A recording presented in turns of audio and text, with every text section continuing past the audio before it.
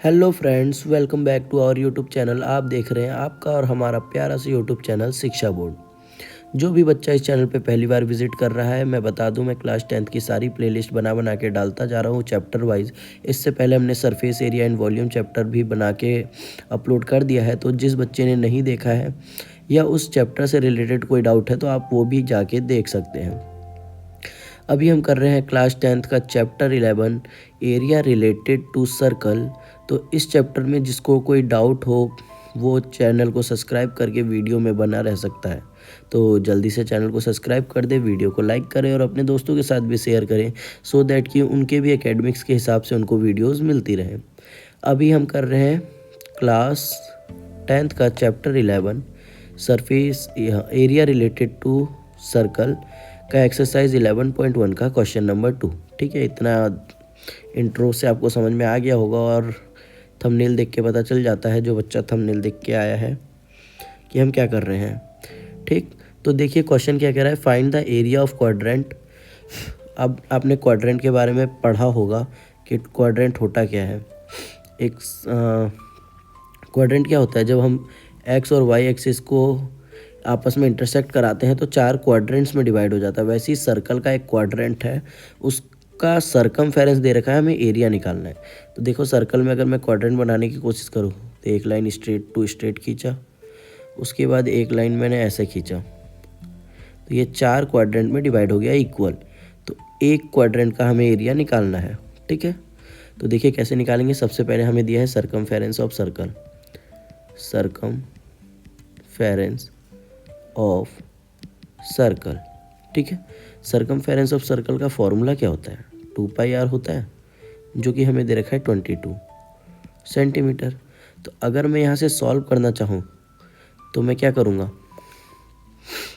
2πr is equal to 22, तो r is equal to 22/2 पाई, 2 से ये गया तो 11/पाई आ गया। ठीक है, मैं चाहूँ तो इसको ही रख के आगे सॉल्व कर सकता हूँ, या मैं चाहूँ तो वैल्यू निकाल सकता था, पर मेरा मन नहीं किया तो मैंने ऐसे ही रखा इसे। अब देखो एक क्वाड्रेंट जो होता है, एक सर्कल में 4 क्वाड्रेंट होते हैं, हर क्वाड्रेंट 90 डिग्री का होगा, तभी तो 360 होंगे। तो ये भी 90, ये भी 90 एंड सो ऑन, नीचे के भी होंगे। ठीक, वैसे एरिया ऑफ क्वाड्रेंट का फॉर्मूला होता है, एरिया ऑफ क्वाड्रेंट वो होता है 1/4 पाई आर स्क्वायर। ठीक है, और ये 1/4 पाई आर स्क्वायर आता कैसा है वो भी समझ लो लगे हाथों। देखा हमारा फॉर्मूला होता है θ/360 इंटू पाई आर स्क्वायर। अब यहाँ जो थीटा है ये 90 है, तो 90/360 इंटू पाई आर स्क्वायर, 9 1 जा 9 4 जा, तो वैसे भी ये 1/4 पाई आर स्क्वायर ही आएगा। ठीक है, तो इसमें कंफ्यूज नहीं होना है। अब देखिए हमें निकालना था इसका area of sector, area of quadrant, जो कि 1/4 पाई आर स्क्वायर होता है। तो हम क्या करेंगे, देखो 1/4 into pi into R, R का स्क्वायर है, आर कितना है 11/पाई का स्क्वायर, तो ये क्या हो जाएगा 1/4 इंटू 22/7 इंटू 11/पाई इंटू 11/पाई।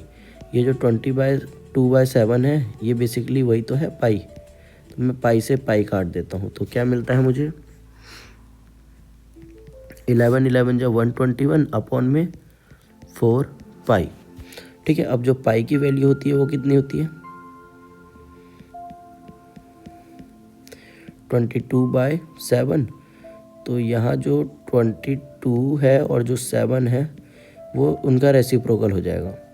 ठीक है, तो अब यहाँ से क्या होगा 11 2 जा 11 11 जा 11 7 जा 77 अपॉन में 8 centimetre square.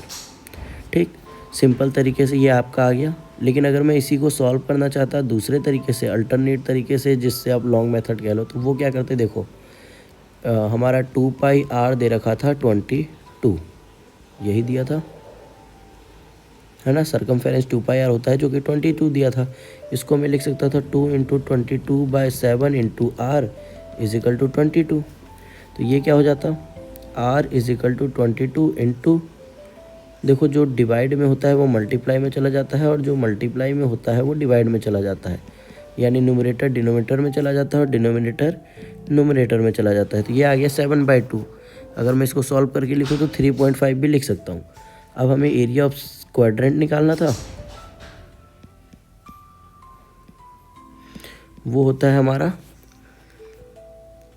1/4 pi are square. तो इसमें रख देते हैं 1/4 इंटू पाई 22/7 इंटू आर कितना है 7/2 इंटू 7/2 है ना। तो देखो ये क्या हो जाएगा, 2 से गया 11 बार में और ये 7 से 7 चला गया, 11 7 जा 77 और 4 2 जा 8। बहुत से बच्चों को ये भी इजी लगा होगा, वो मैंने खुद तो कर लिया लेकिन आपके लिए टिपिकल बना दिया, इसलिए मैंने दूसरा मेथड भी समझा दिया। जो बच्चा वीडियो में लास्ट तक बना होगा उसे एक्सप्लेन करना मुश्किल नहीं होगा, मतलब उसको समझ में आ गया होगा। दोनों वे देखने के बाद वो अपने बेटर तरीके से कर सकता है। अगर आपको वीडियो समझ में आई हो और अच्छी लगी हो तो प्लीज़ वीडियो को लाइक करें, चैनल को सब्सक्राइब करें और अपने दोस्तों के साथ शेयर करें। Thank you for watching this video.